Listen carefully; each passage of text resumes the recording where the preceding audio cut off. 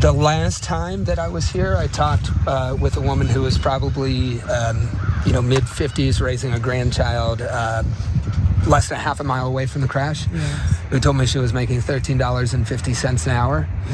And that is not uncommon. $13.50 an hour.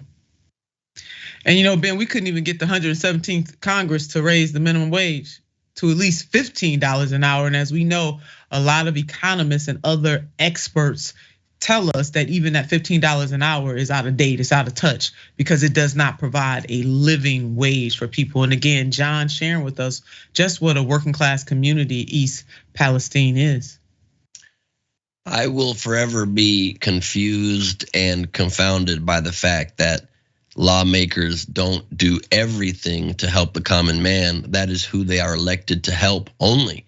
I mean, obviously we know, I'm not speaking from ignorance, we know why the system is broken. We've got big corporate money, dark money, lobbyist money that controls the game, but I just don't know why we keep electing people over and over again who don't change those facts.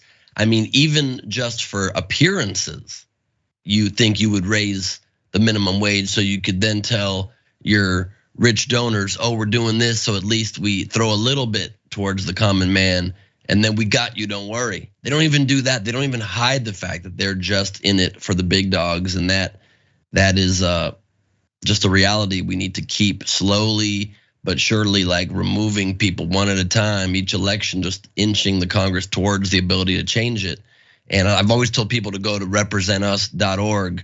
It's an amazing organization, nonpartisan group that just aims to get the corruption out. And their whole philosophy is that if you pass anti-corruption acts in enough cities and states, eventually it hits a tipping point and then it goes national. And that maybe is our only chance to save our democracy. So we got to do it the ground up.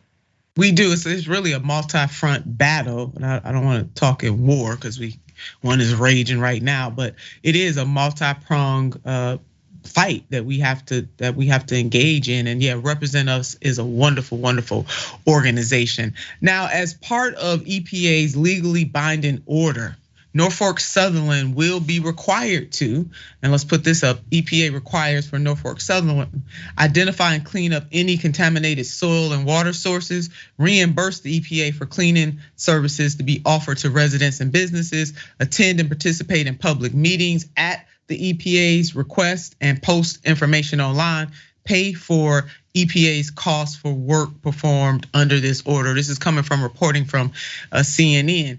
Pay for, I mean, that's the least that they can do. This right here don't get me all excited, because this is the least that they can do. And so much, Senator, of those those requirements there are just to pay back the government. Basically, the government doesn't need to put money out, just pay us back. How about you both pay and make it right? How about you just make it right in every way on both ends? The government's to blame too. How about that? Definitely to blame, because the rules were so laxed that they have been able to get away with this over several administrations, not just Trump administration, but over several administrations. And even this current administration has not made it right. And these people definitely, the residents of East Palestine will feel the effects of this for a very long time, for the rest of their lives, physically, mentally, financially. Let's take another look at what John had to say.